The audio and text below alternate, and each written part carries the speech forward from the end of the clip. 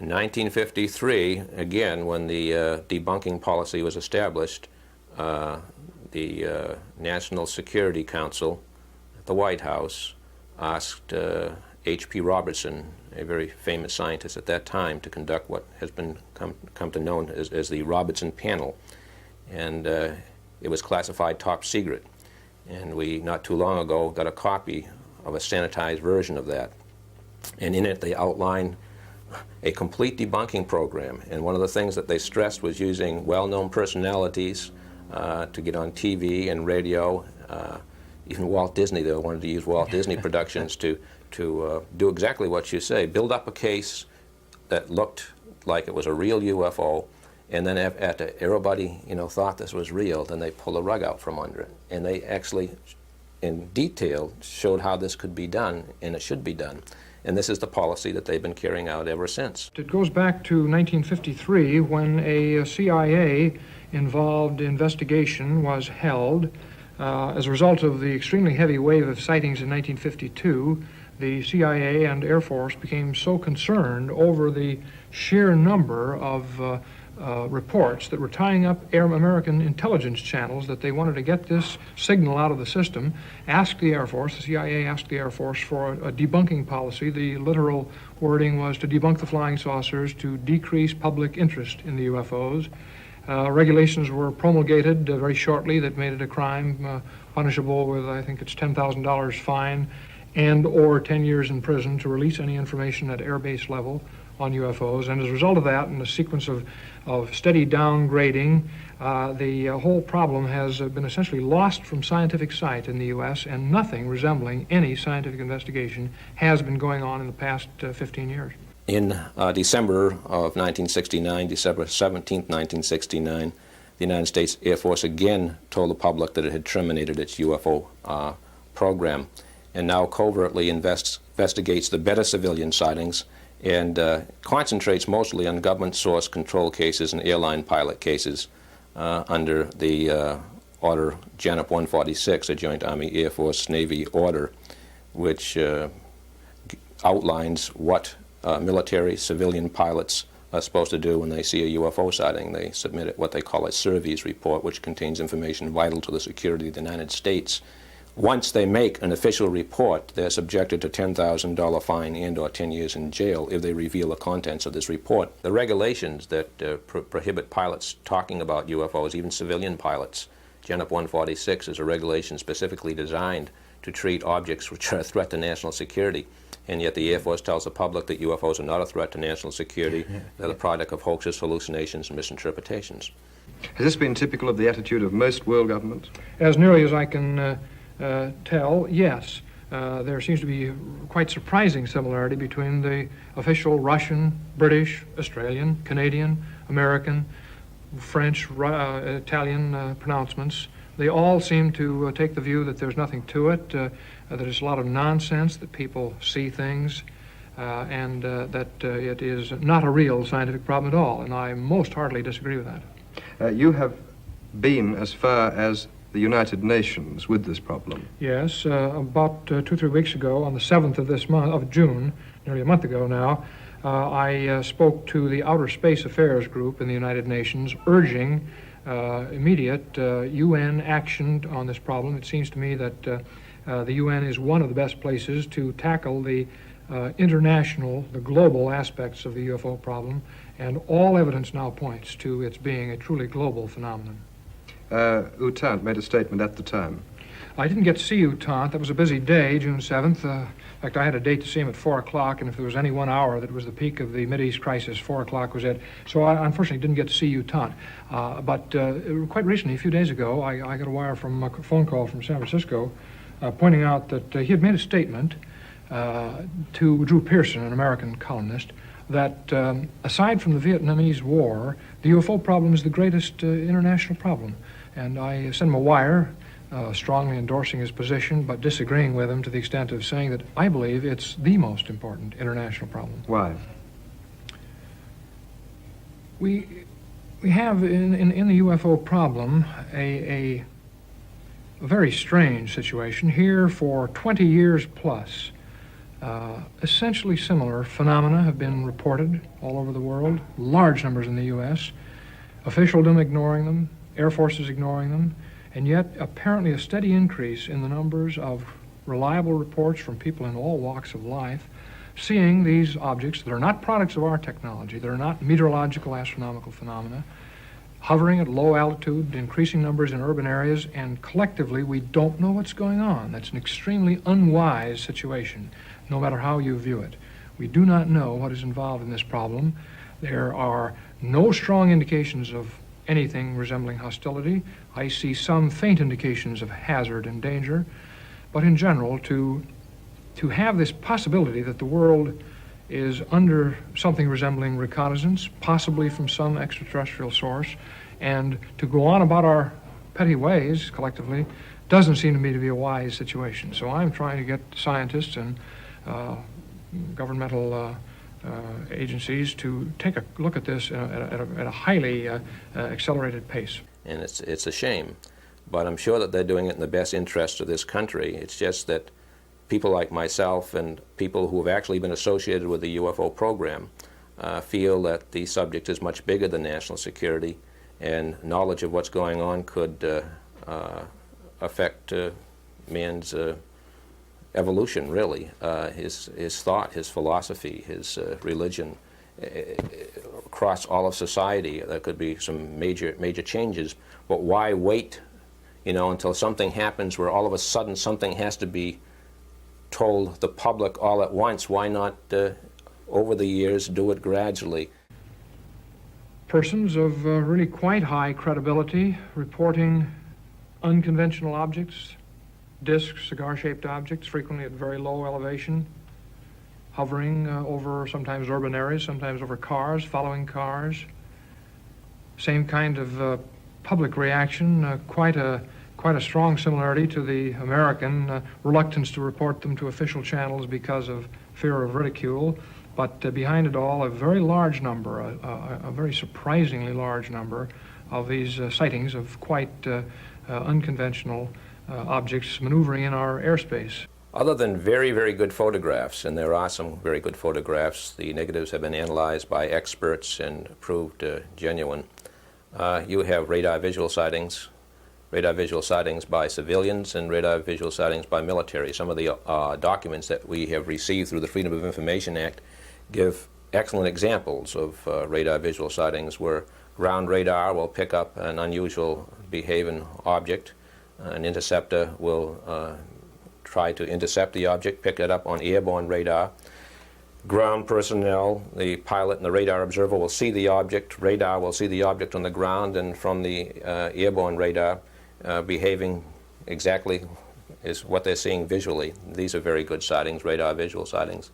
You have physical trace cases. You have physical trace cases all over the country and all over the world where specific types of indentations, imprints, scorched areas are found. One in Idaho might look like one they found in France, the exact type of thing, exact type of object, indicating that something has been there. The French government recently issued their first civilian report. They initiated a multi-million-dollar study maybe 5 or 6 years ago, and some of the physical trace cases that they have investigated, they claim are completely unexplainable, and that they seem to be attributed to a flying machine, which they don't know the origin of the flying machine or how it's sustained or so forth. It's an unidentified flying object that's caused these traces. So you have the physical trace cases, you have the physical reaction to sightings, which I've just mentioned, the burns, the radiation left at the site. Then you have the overwhelming anecdotal data from people all over the world from all walks of life, trained observers who don't just see a distant light in the sky, but they see something as close as my car in the driveway, pull up beside them, wingtip formation, and they're able to watch it for 15 to 20 minutes, more than one person, describing the same thing, the same flight characteristics as people are doing all over the world. So that's the type of evidence we have. Looked at their files, interviewed now about 400 or 500 witnesses, have been at it a couple of years, and I am one scientist who has been forced farther and farther to the position that the extraterrestrial hypothesis, but I underscore that word hypothesis, is the most probable hypothesis. I'm ready to throw it over when I see something that categorically rules it out, but this is my position. And we've only had something like 10 or 12 hours to study these many pages, but it began to hit me that Dr. Condon has apparently not read his own material very carefully. And that would, again, I'm afraid, be consistent with his general remoteness from what really went on in the project. I say that because when we tallied first of all, the 59 major cases numbered and identified in the report, we found that the percentage of unexplained cases with which the Condon Committee is left at the end of their scrutiny is 5 to 6 times larger than the percentage of unexplains that Project Blue Book, Air Force Project Blue Book, has been talking about for the last 10 years. They have said 1 to 2, 3%. The number has varied from year to year, Project Blue Book. Of the 59 cases, a fraction of about 1/6 are unexplained in this sample. Furthermore, in a sample of 35 that's in another part of the report, Gordon Thayer, a very competent radar propagation and optics man, has gone through. 20% of those cases are unexplained. So here we have a strange situation of the Air Force going along saying for 15 or so years that the unexplained percentage is only 1 or 2%. My own view of the problem is that it ought to be about 25 or 30% when you look at the Air Force cases. But giving Dr. Condon this assignment, and he goes through the whole thing, and you do an actual tabulation, which he doesn't seem to have done, and you find his percentage of unexplains is 5 to 6 times larger than the Air Force. And yet, what is his principal recommendation? The principal recommendation that Dr. Condon has come through with is there's nothing of scientific interest that warrants further attention on the part of the federal government here in any major way. He recommends dropping the whole problem. I think that's an important point. There are those who feel that the government has hardware. Gordon Cooper, again, indicated that he has heard some highly placed rumors concerning crashed UFOs, a retrieval, he says, not only of just the UFO, but remains of bodies. I came closest to a report like this, talking to an individual at GTE who holds a high managerial position, who has a top secret clearance, and who worked as a civilian for the Air Force back in 1953. And his expertise was landing gear and also assessing the damage done to crashed aircraft. And he was on loan to the Atomic Energy Commission out at Frenchman's Flats, Nevada at the time, and he was assessing damage done to bridges and different types of buildings that were subjected to atomic bomb tests from different heights. There'd be atomic bombs on towers and drop a parachute and so forth. And he claims that right in the middle of these tests that he was called away and told to report to a certain office that he was going to have to go on a 2-day mission to a 3-day mission for something that he couldn't write or talk about. And he claims, just briefly, the story goes like this. He was flown from Indian Springs Air Force Base to a civilian airfield in Arizona. I think it was Tucson or Phoenix, I can't remember. I'd have to look at the report. But at the airfield, he was met by an air policeman who escorted him to a military bus that had all the windows blacked out. He got on the bus and he was told not to talk to anybody, to surrender all his valuables, which he did, and they put him in a cloth bag, put his name on it. A full colonel, after everybody was assembled, told them that we're going to go for a long ride, that they were not to talk to each other, that they were going to investigate the crash of a super-secret vehicle, which they couldn't talk about, and they had to take an oath. And when they finally got there, he thought they drove around for 2 or 3 hours. He didn't know they took his watch away. When they got there was a bright light on the bus, blinding bright light. And when it was his turn to get out, he says he couldn't see anything. This light was just blazing. And when they finally got behind the light, there was this 30-foot in diameter object shaped like a bowl, inverted upon a bowl with a slight rim around it with orifices. And he was told to determine the falling speed and forward speed at time of impact. And that was all. And he wasn't to ask any other questions about the object. He said that there were generators there, there were power cables going into the object, there was an opening, and there were people inside doing something. There was a tent pitched beside the object with remains of small beings, but he wasn't allowed to ask any questions and so forth. When he got back to the bus, they were all told, each person that went out and did their own thing, that they were going to go back and they were going to handwrite a report of their findings They were not to type it. They were to call a number. It would be reported. That would be picked up, and they were sworn to secrecy. Now, that's just a peripheral summary of what this fellow told me. I conducted a character reference check, went all the way back from where he works at GTE now, all the way back to Wright-Patterson Air Force Base, which was Wright Field in those days. Talked to people there, highly placed people who were still there, knew this individual. Everybody gave him a clean bill of health. He didn't seek any publicity. There was a movie called Hangar 18 that came out, put out by Sun Classics, and they called me because they knew of this particular sighting that I had investigated.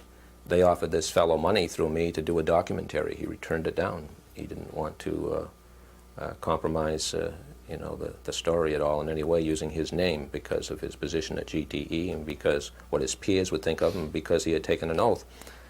So you have highly placed rumors that they actually have crash retrieval cases. Whether they're true or not, we only can wait and see, but they come from people with impeccable credentials.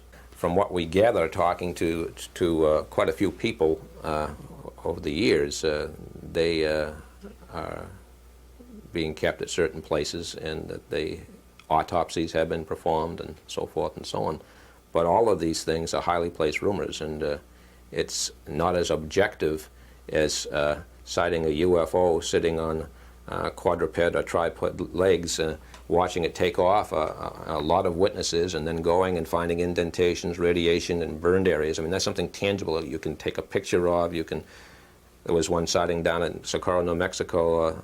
We found out from Dr. William Powers, who was an Air Force astronomer who helped investigate that case. He said that they use a penetrometer on each one of those pad marks, and there was a ton sitting on each one of those.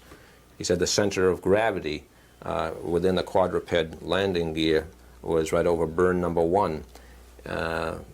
It was seen or heard by about 13 different people. One policeman actually got within 15 feet of it before it started to make noises, and sort of a blue plasma-like flame came out of the bottom, and he had to retreat about 50 feet and dove to the ground. But he watched it slowly take off. He watched the blue plasma just go up like that out of sight until it was just sitting there. Then it was a high-pitched whine, a low-pitched whine, and it just sat there, no noise at all. And then it started moving away like this. And he went to try to radio for help, and his radio wouldn't work until the object was out of sight. But within minutes, state police were there, and there were the indentations, there was the scorched areas, greasewood was still burning, Coke bottle or some type of bottle calcined, melted.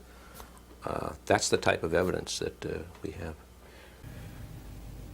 We have in the UFO problem a very strange situation. Here for 20 years plus, essentially similar phenomena have been reported all over the world, large numbers in the U.S., officialdom ignoring them, Air Forces ignoring them, and yet apparently a steady increase in the numbers of reliable reports from people in all walks of life seeing these objects that are not products of our technology, that are not meteorological astronomical phenomena, hovering at low altitude, increasing numbers in urban areas, and collectively we don't know what's going on. That's an extremely unwise situation, no matter how you view it. We do not know what is involved in this problem. There are no strong indications of anything resembling hostility. I see some faint indications of hazard and danger, but in general, to have this possibility that the world is under something resembling reconnaissance, possibly from some extraterrestrial source, and to go on about our petty ways collectively doesn't seem to me to be a wise situation. So I'm trying to get scientists and governmental agencies to take a look at this at a highly accelerated pace.